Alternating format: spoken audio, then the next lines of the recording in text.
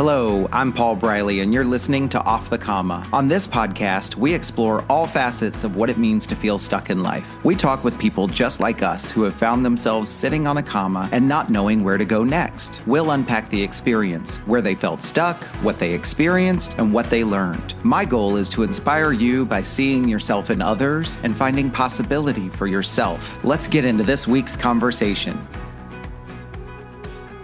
Welcome back for another exciting episode of Off the Comma. Just another, it's crazy how, and it's cool crazy how we get to do this every week, and just the amount of people that I have had the pleasure and the fortune of talking to through doing the work of this podcast. I couldn't be more excited. And this week is no exception because this week I get to meet somebody new. I get to learn about somebody new. I get another fresh opportunity to learn a little bit about myself through someone else's experience, and to just potentially be inspired or even challenged by some of the things that our guest this week is going to share in her story. Also, this week, Renee and I have not met before. We have not had an opportunity to talk before. I don't really know, what her story is going to be about. So I'm excited to learn about her through her story this week, and be able to take some insights from what she's going to share with us. With that, I'm going to turn it right over to you, Renee. Welcome to our podcast, and thank you for coming this week. Let's start with introductions. Why don't we have you introduce yourself to the audience? Renee, how would you like to be known? Hey, Paul, thanks so much for having me. I'm really excited to be here. And thanks for that great kickoff question. I think I would like to be known as a human who's, I would say, resilient, creative, empathetic. And as Mr. Rogers would say, I want to be known as a helper. Okay. What's important to you about being known as a helper? I don't want to steal from your story. So if you're like, hey, hold your horses, we're gonna get there. But by way of an introduction, what is it about being a helper that's important to you? Um, it's important to me to give back in so many different ways. I tend, Paul, to have an attitude of gratitude. And as my life progresses, that's become more and more important to me. And as my way of giving back, I like to look around my neighborhood, my community. And sometimes it's obvious when somebody may just need a little hand up. Sometimes it's not so obvious, but when you get to know new people, like you were saying, now we have just met, sometimes you'll identify those opportunities and it feels really good to give. Nice. I'm looking forward to seeing kind of how that shapes itself out in your story today. Just also briefly, by way of the rest of your introduction, is there anything else you'd like people to know about you? This is kind of the usual like hobbies, interests, work, that kind of stuff. Anything that's important for you to share before we actually get to your story today? Yes, I like to share the fact that I'm a writer. I'm a multi-genre writer. So I am a poet, an essayist, an author. I write fiction and nonfiction. And the longer my writing career goes on, the more genres and subgenres I seem to pick up. What I want to express doesn't always lend itself to a certain genre, like poetry, for example. Sometimes you just need more space and move into creative nonfiction or other Mm. genres. I am also neurodivergent. I identify as a person with a disability, and maybe that'll come up later in our conversation. I am a mom, a spouse, a proud Minnesotan. I am Irish American, and I recently found out I am Scottish American, which Ah. my grandmother never told me, and she's probably flipping over in her grave right now because we do it up big for St. Patrick's Day. Nice, nice. I share some of those same heritage, and in fact, like I think all of my stuff comes from the Isles over there. So I'm sure we have some traits in common. Nice. Well, then let's get our way over to your story so you can share more. Before we actually get into the five questions that will frame our conversation today, Renee, the first question I like to ask every guest is, as you think ahead to the next 35 or 40 minutes or so sharing your story with us today, what intention would you have for yourself? I want to, as you were saying, seeing yourself through another person's perspective is really interesting, and I think it's a gift. Mm. It can help you find those blind spots in yourself, but it can also amplify traits in yourself or characteristics that you weren't aware that you had. Okay. My intention today is to support you and your intention. Obviously, we're going to create the space for you to share your story, but that there will be people out there who will see a little bit of themselves in you and your story. It will help them feel a little bit more connected, maybe a little less alone. And in the best of cases, perhaps even feel inspired or empowered to go out and do something that they've been wanting to do. That's awesome. L- Yeah, in telling my story today a little bit, there are some things that have been very difficult for me to go through, and I'm interested in sharing those today because I am very interested and intentional in trying to help others get through what I call the messy middle. Okay. Well, and that I'm glad because you're in the right place, and we do a lot of exploring that here, and that's one of the things that's really so nice about all of these conversations. Obviously, that was intentional on my part, is to be able to normalize having these conversations, and also to give place people a place to kind of share that. But everybody talks about the messy middle, but they also talk about the things on either end when they've gotten to those points, or sometimes when they're not yet there. So let's dive in. Let's start with the first Okay. question, Renee. The question one is, where in your life have you found yourself sitting on a comma? Oh, there have been many, but I would say for me that I was at a place in my life about 10 years ago, roughly, where I was recovering from a very difficult, trauma filled childhood. Mm, Um, I was a survivor of sexual abuse. I mm, had chemically dependent parents. I had an undiagnosed learning disability. And as a young adult, I was also a survivor of sexual assault and a marriage that I had really grown out of. mm, mm. I want to acknowledge you because these are certainly, challenging circumstances for anyone at any point in their life. You've described a number of places and times where they've shown up, and my understanding is that, these are heavy things to talk about. So I just want to acknowledge you first for having to experience those things, and for being willing to show up and talk about those today. Yeah, I appreciate that, Paul. I appreciate your sensitivity and respect around that. Um, I had found an amazing therapist. Her name was Pat. And I say, even now, I feel like I have Pat on my shoulder when I get into certain situations. And I'm like, Mm, what would Pat say about that? But I mhm, had gone through all this therapy. I felt like I was in kind of a good place. I was in kind of a feeling of recovery, but not really a place of rejuvenation yet. mhm, Um, I was stuck with all of the trauma behind me and the unknown in front of me, but I wasn't mm. really sure how to get there. So I could see that I had a better future in front of me, but I didn't know the steps to take. And I was just feeling kind of stuck.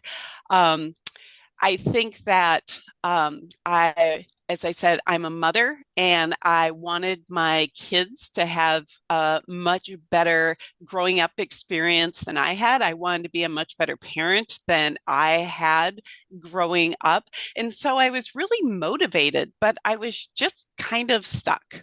Mm. It's interesting, and I'll reflect things throughout our conversation. So anytime I misreflect something, please do correct me. Sure. But it's interesting because I hear a lot of stories about people being on the comma and how they interpret that and what it's like, and so it's really really cool to see um, how complex it can be and how many different ways people can experience this. And what I'm hearing from you is that the point of your story that you'll unpack more for us is not so much back in the deep experience of the traumas themselves, but now you've kind of You've lived through those difficult parts, those challenging parts. You've gone through some of the work of recovery and so forth. And now it's almost like, oh God, I'm trying to think of a really creative metaphor and I can't, but it's like you're no longer down in the depths of the bowl. You're almost like you're up on the edge of the bowl. Yay, you've arrived, you're out of the bowl, but that it's you haven't necessarily moved on to what's next. And so your comma is at that like I'm sort of recovered, but now how do I start living and how do I or where is the next step? Yeah, and what I had realized at that point too was that I thought I would not experience the sensation of feeling lost like I Mm, did when I was younger and just trying to survive. But I was feeling kind of lost once again at this new portion of my life because my experience had been I craved love and acceptance and all those good things. And I made spectacularly terrible decisions when I was younger mhm. trying to achieve those things. I couldn't discern a healthy relationship from a toxic relationship. And I really knew that I needed stability, but I've always been a thrill seeker because it was much more fun. Okay. Yeah, so it was trying to, I say changing the wheels on the bus as you're going down the freeway. So I'm trying to heal and learn about these new behaviors and implement these new behaviors. And oh, by the way, I was diagnosed with a learning disability, and what do I do with that? Um, and it was a time that should have been really exciting, but it was more than a little terrifying because I Mm, knew there was something better, but I wasn't exactly sure what that would feel like. And then it's things like self-doubt and imposter syndrome and all of those weights that we pile on ourselves. You know, you're mhm, saying kind of crawling out of the bowl. Well, I was trying to crawl out of the bowl, but things kept falling on me, and I wasn't able to go there. And so I had hoped at that point that it would just be this fantastical period of rapid growth and happiness and joy. And it was really incremental. So, mm. and much slower and than I would have liked. It sounds like there was a lot to experience there and that it was a difficult time and yet you were optimistic about the future too. Very, very hopeful. Mhm. And people have asked me that over the years.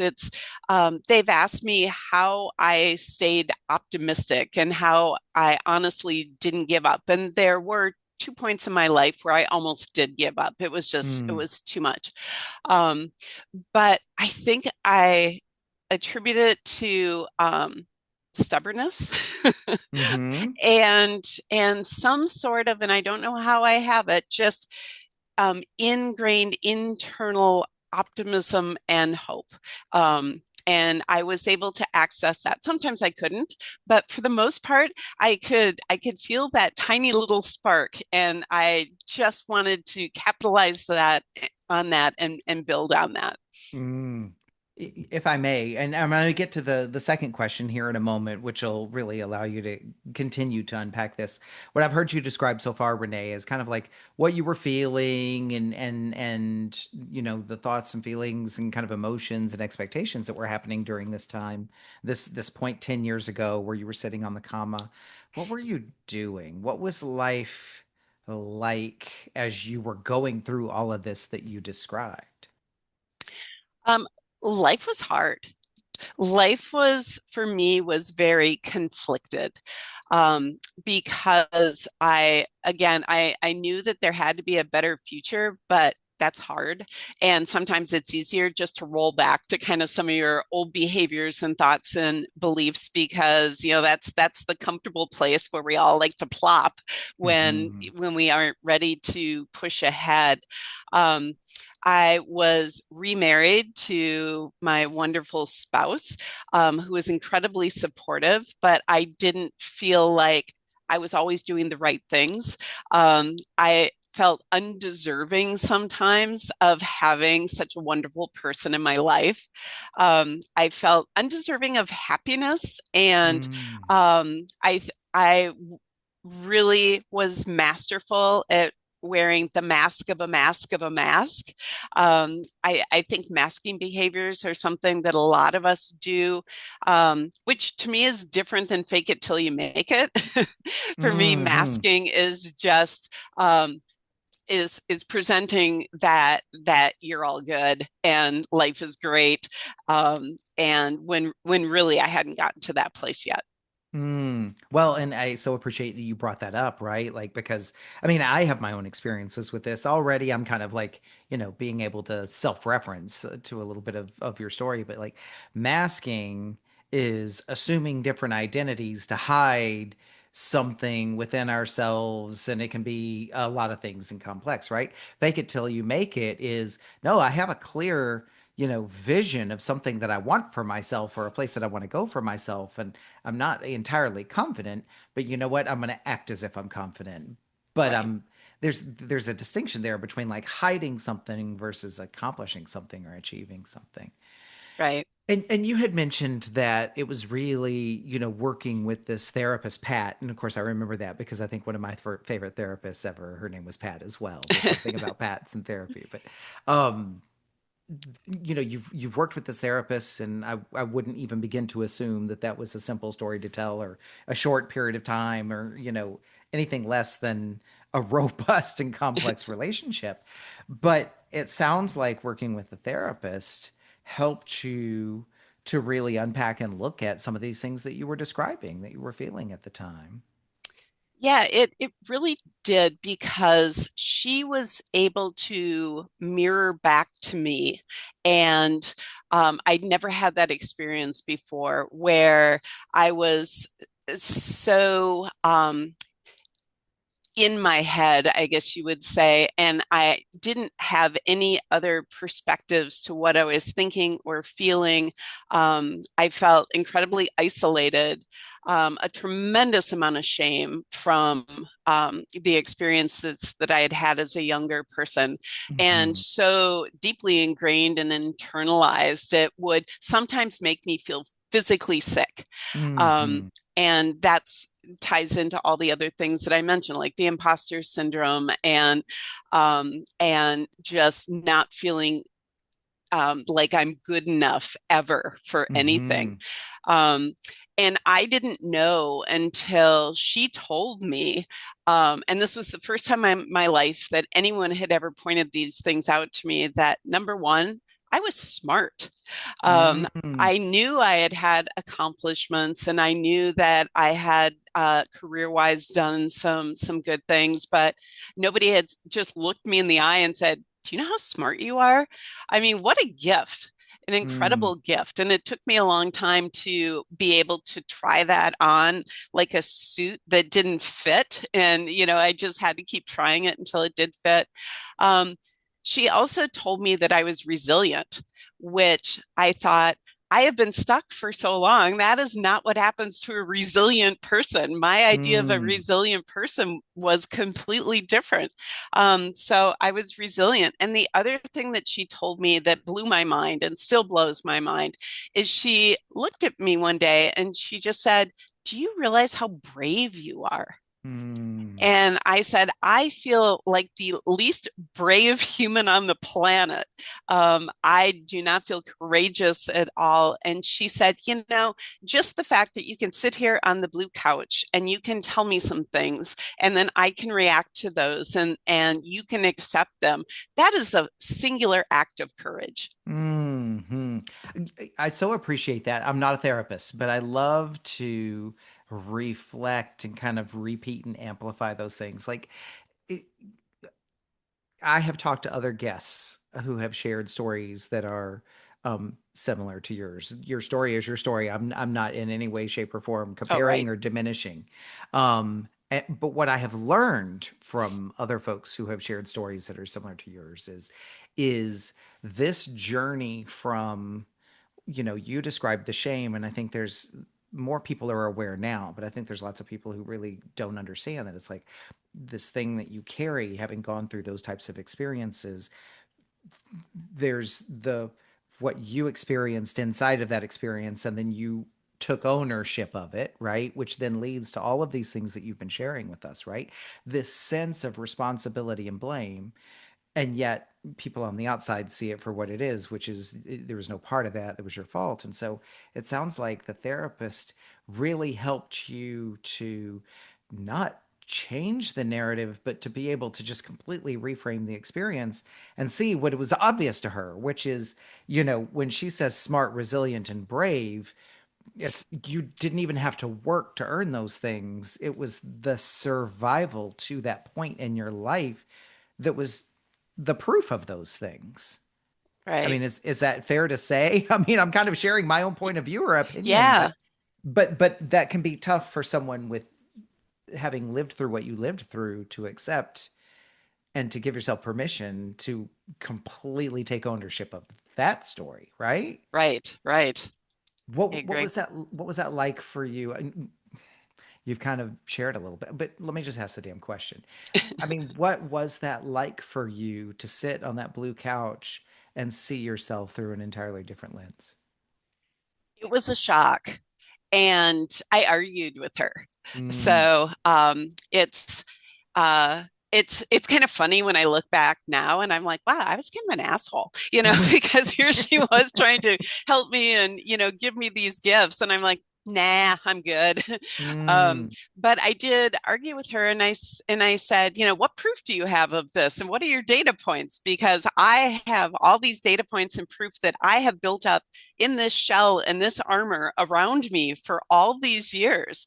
And I said, you're cute little, you're brave, isn't really doing much for me right now. Um, but it's like, when you have a plant that hasn't had water for so long and it's barely alive, when you give it the water the first time, it freaks out. And then Mm. the more that you fertilize it and water it and nurture it, the plant kind of um, starts reaching for the sun. And Mm. I would say that that's kind of how it felt for me. Mm. I love the plant analogy too, because you're right. Like sometimes the plant will wilt right after being watered, and it's because it's carrying a different kind of weight that it wasn't used to, but the weight was good for it, right? Right. Let me go ahead and go into the second question, and it's an opportunity for you to expand on your story and go backwards, forwards, however much you care to. But the second question is, as you look back on this comma that you were sitting on, what did it create for you?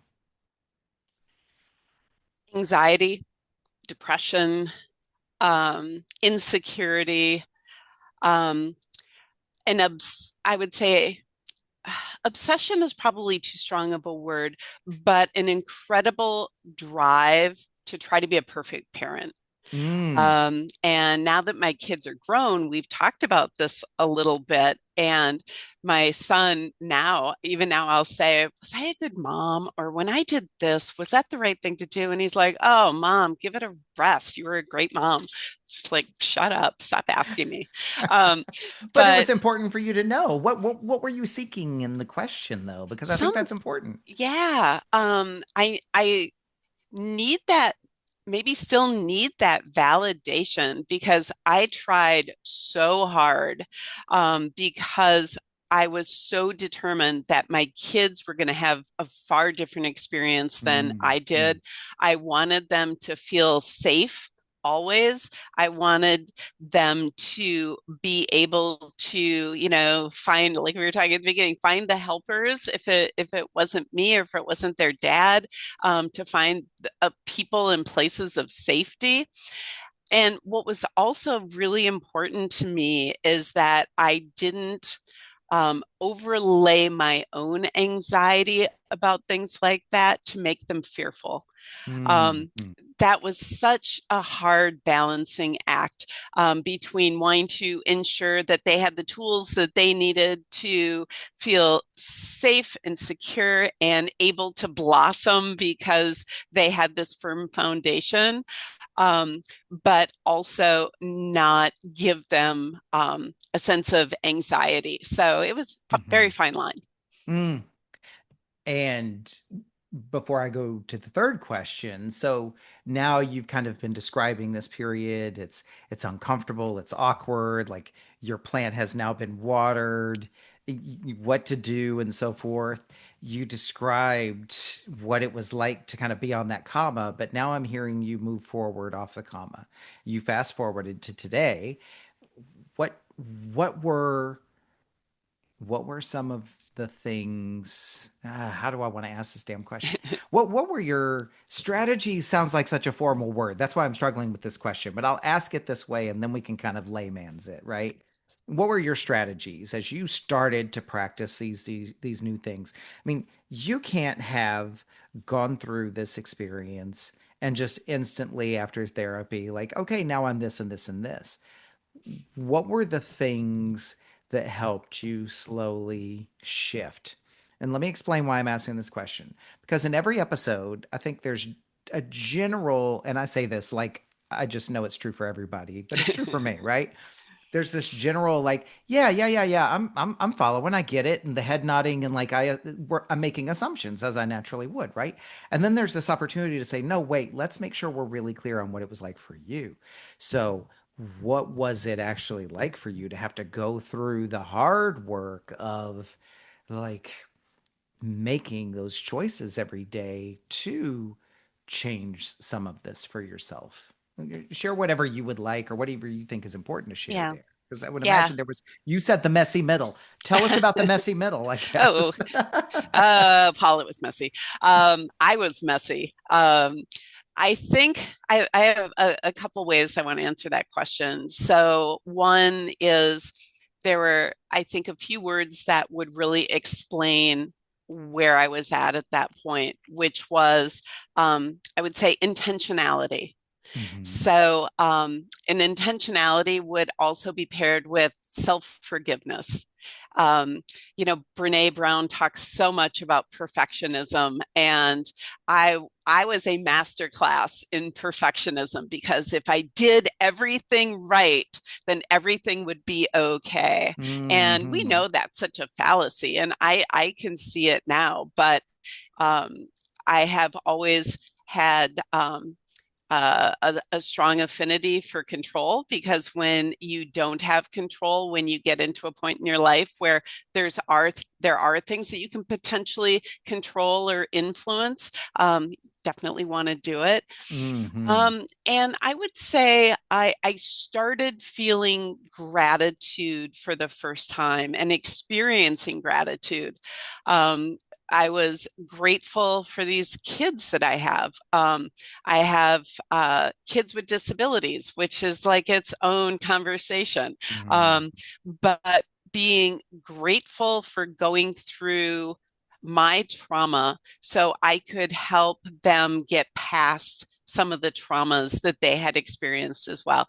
I Hmm. mean, Paul, it takes a lot to really freak me out.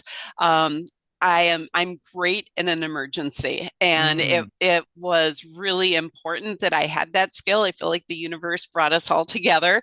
That I was able to help them and try not to be judgmental too, Hmm. because I had experienced a lot of judgment from people around me as I was growing up, and I made an intentional decision to try to be less judgmental, which was tough.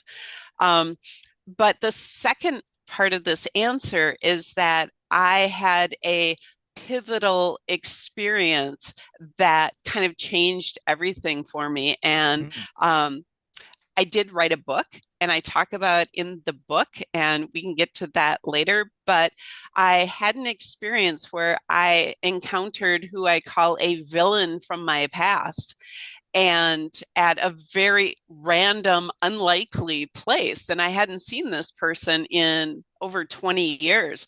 Um, and it kind of popped my circuits a little bit. But after Hmm. seeing this person, um, I will fast forward and condense the story. I had never thought of looking at this person, looking them up on Facebook or seeing where they might be or anything like that. And I came home and I went on Facebook and I, excuse me, I found this person, and there were pictures of this person with their grandchildren, and this person was getting an award at work. And it was just, it made me realize that this was just a human. I mean, in my Hmm. opinion, a garbage human who did terrible things. But Hmm. I looked and I'm like, dude, you have a receding hairline and a paunch, and you live in the suburbs. And it sucked a lot of that power away. I Hmm. had to turn off my phone and then go back and look again. And I just kept doing that exercise. And at the end of doing that for probably half an hour, I told myself out loud, I said, I'm letting you go. Hmm.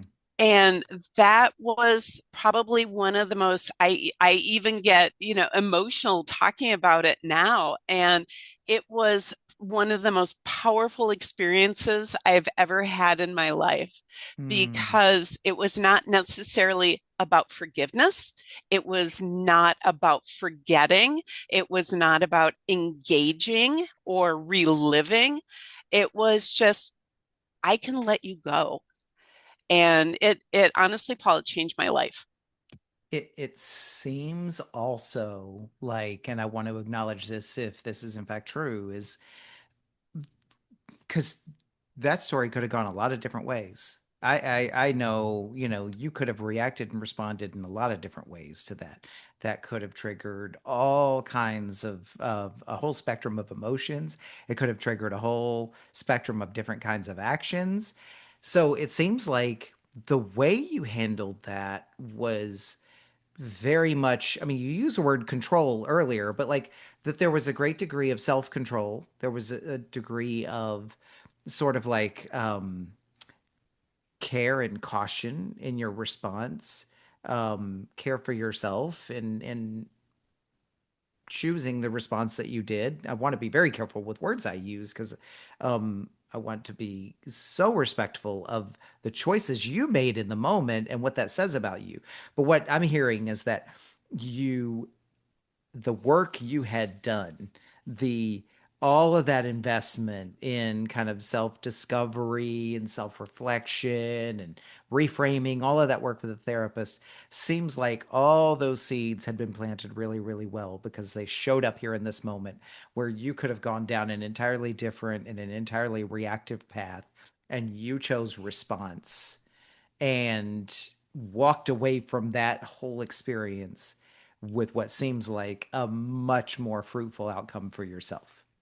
Absolutely, absolutely. And you're right in the sense that, and I've reflected on this over the years, and just thinking about sitting in a parking lot um and feeling it was almost like a cartoon, in the cartoon where they have Bugs Bunny and they speed him up. And so he's doing like 62 things at the same time. That's kind Mm-hmm. of what I felt like I was experiencing. It was Mm. shock and terror and fear and rage, because I had all these kind of rage fantasies over the years that if I saw this person, this is what I was going to do. I was going to hit Mm. this person with my car. I was going to, just Mm-hmm. like crazy rage fantasies.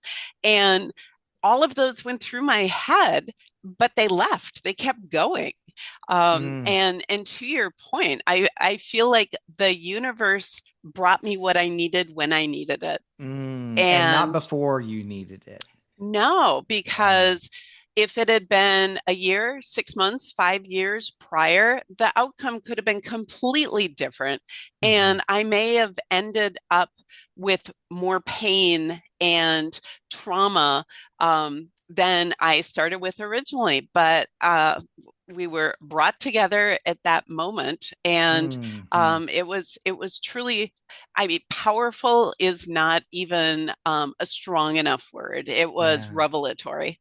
And what a reclaiming it seems like, because you're right, we live in a world, especially with television media, movies and all that, and that's where my head was going. I was like, oh, the satisfying revenge and everything, and yet isn't that just as powerful of a revenge as to offer no reaction whatsoever, right? Yeah, yeah. Yeah. And I was done giving this person my energy, my thoughts, my experiences, my anxiety.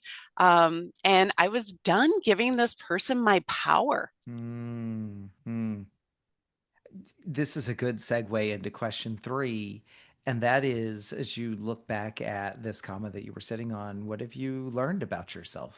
What are you learning about yourself? Oh, I am continuing to learn every day, and not to be too woo-woo about it, but I really feel like it's a gift every day. I learn something about myself, and Mm. um, it could be as simple as, wow, I really, really like to use flare green felt tip pens. I mean, I have an unhealthy attachment to these pens. Um, so it's something like that, or it's something like, wow, I can show empathy to a person I really don't like very much and give them a little bit of grace. I can do that. And I'm proud of myself that I handled something a certain way. Mm. Um, but I think what I really learned is I have agency. I can make decisions. I don't have to rely on the inputs of others to provide me with an outcome. Um, One of the things that I learned from that experience and post that experience was that I could remap my life. So I had had my journey up to this point, but as of that day and after that day, I had the power to decide what my life was going to look like, who I was going to be, what I would choose to do, how I would choose to react to situations, who I would choose to have in my life. And that is such an incredible joy. And I wish that Mm. for everybody. Mm. And it's so amazing too because I think, in the work that I do and even sometimes just with friends and loved ones and so forth, it's like one of the most powerful conversations we have sometimes is like you said, like you came at it from one angle or from one end or from one point in the experience, but is reminding people that they do have agency, right? Or choices, options, power, whatever the word, right? But it's agency, right? Like you literally do have the agency to map your life, to use your words. It doesn't mean it's easy. It doesn't mean it comes quickly or at the time that but sometimes hearing that message, is one part of it. And here you are really recognizing it, acknowledging it, and embracing it. So, And there's different kinds of agency for me as well because of the abuse and assaults that I survived. I had to reclaim agency of my body, mm, and that has been probably one of the most difficult things, mm, um, to reclaim and re-own my body. One of the exercises that I have personally done as a writer is I write letters to my body.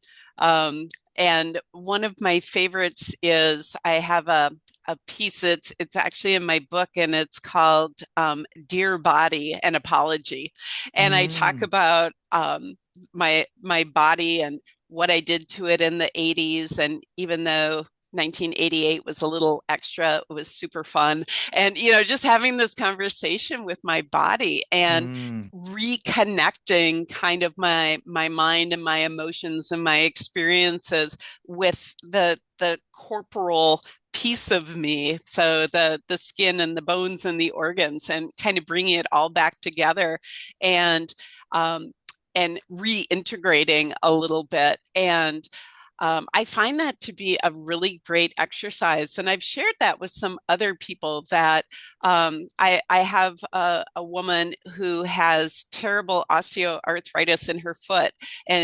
And I said, well, what do you do about that? She's like, well, I take these injections. And I said, have you ever talked to your foot? And she thought that I was a little insane. And I mm-hmm. said, no, really, start talking to your foot and engage that conversation. And maybe you'll feel differently. Maybe you'll feel more connected. And you can tell your foot that you're super pissed because you had things you wanted to do today, and Mm. your foot was really not cooperating, and you have thoughts about that.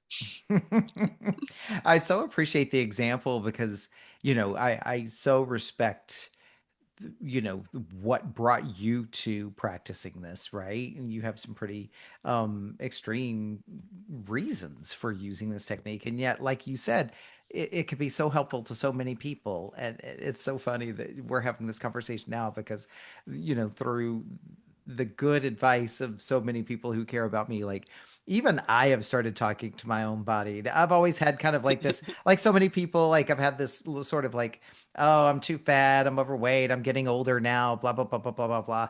And I've just had moments where I've just like in the bathroom mirror, no clothes on, and it's like just saying nice things to my body, belly and boobies sticking out and everything, right? Like, because at Right. the end of the day, different, very different from what you're doing and talking about. But, you know, my body has carried me through like you, my body has gotten me to this point. It's carried me through. It's been the vessel. It's taken care of me, nurtured me, even though, as in your situation, other people haven't respected it, right? So, Right. And I talk about my body as a vehicle a lot. And so sometimes it's the grocery getter.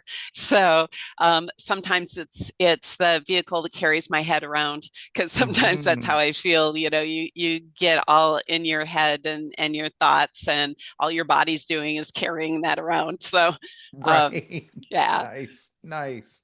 Well, let me ask you the fourth question then. And I know you've shared a little bit about this. Let's see what else you would add. Question four is, what has changed for you as a result of sitting on this comma? Everything. And that is not just me trying to be flip. Everything has changed for me. Mm, As getting to the comma was a struggle, and being on the comma in that messy middle, and then flipping over the other side of the comma. And um, I think that I have a more connected life. And what I mean by that is I am feeling connected with my body. I'm feeling connected with my spouse. I'm so connected with my kids, especially my son, that we can have these outrageously honest conversations with each other. Um, and it is not hurtful. Everything is from a place of love, and it's just a joy. mm, um, I wrote a book. I never thought I would be a person who would write a book, yet mhm, here I am. Um, and I think that um, it has also brought me to a place of being able, like I was saying before, to help and to mentor other people. Um, they I was writing something recently where I said pain sees pain. And what I mean by that is you meet somebody and you aren't sure, but you are connecting with them on some sort of non-surface level where mhm, your pain is meeting their pain, and maybe you can connect, maybe you can help, maybe you can just help them feel seen. I think that's such a tremendous gift you can give to somebody, by saying, I see you and I acknowledge you, and I am right here if you mhm, need me. Um, and I would say, Paul, and again, I feel like this is super cliche and hokey, but I have earned a beautiful life. And I have so much joy in my life. I mean, I have, the usual annoyances and irritations, and, watching the world around us. And speaking of not having a sense of agency sometimes, mm. um, it's just we're on the receiving and observer end of some things. But overall, my life is really beautiful, and I'm really grateful for it. Mm. And you've mentioned gratitude several times, and we even talked a little bit before we started the recording about how important gratitude is for you. So, what else would you say before I go to the last question? What else would you say about gratitude since you just kind of put a point on that?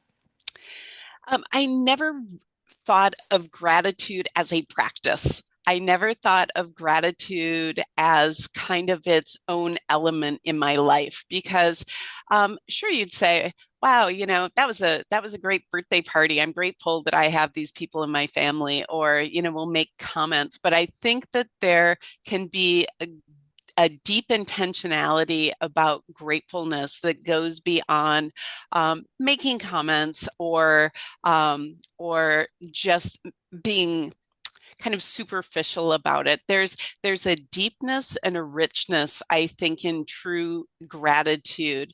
I am reading a book right now that's called the Gap and the Gain, and it talks about measuring instead of measuring against an arbitrary goal, it's looking at the progress that you personally made. And Mm, that was like a super aha moment for me because I can set these arbitrary goals and then feel really disappointed in myself that I didn't make the whatever arbitrary goal. hmm But if I look back at myself 10 years, 20 years, 30 years ago, I can see this tremendous amount of progress that I've made that even to me sometimes is unbelievable. And mm, I am just really grateful that I survived, that I'm a person living in the world, and that I have the ability to talk and share with people some of those experiences because even though they're hard to talk about, I mean, it's not usually party conversation talking about your childhood trauma or, other things that you've experienced. Um, I have challenged myself to do it more frequently because, as the old adage goes, you never know what somebody has experienced in their life or what's going on with them, or hmm you haven't walked in their shoes.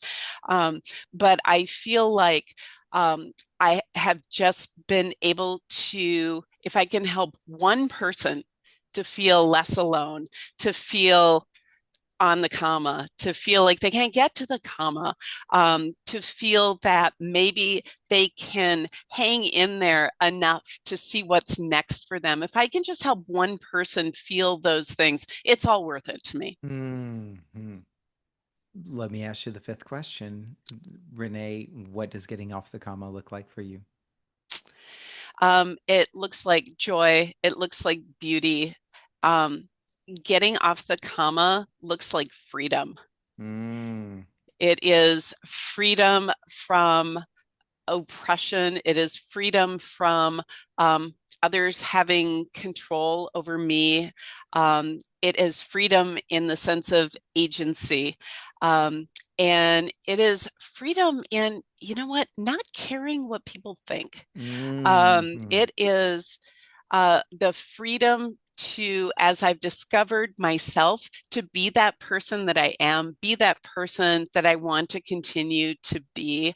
And I can discount what a lot of others say about me because it doesn't matter. mm, I have the freedom to continue with this beautiful life. mm. And it's so powerful, and I can see how meaningful all of this is to you. I mean, like it just comes through you, it comes out of you, the energy with which you tell the story. I mean, we can literally feel, the shift, even though you're already sitting here, but just like we can feel it through the story. So, unfortunately, we have to start closing things up a little bit here. So, for people who maybe want to hear more or see where it goes next or just see what you're up to, where can people find you? I'll be sure to put the links in the show notes. Where can people look you up? Awesome. Well, you can typically find me on Instagram at Renee the Writer. You will see pictures of fried chicken and music festivals and writing activities that I've been a part of. And I also have a website, which is reneethewriter.com. And you can learn a lot about my attitude of gratitude. I have a lot of ideas on there in terms of things that you can do for self discovery and moving ahead in your life. I also have a book that's called Wayfinding, a memoir.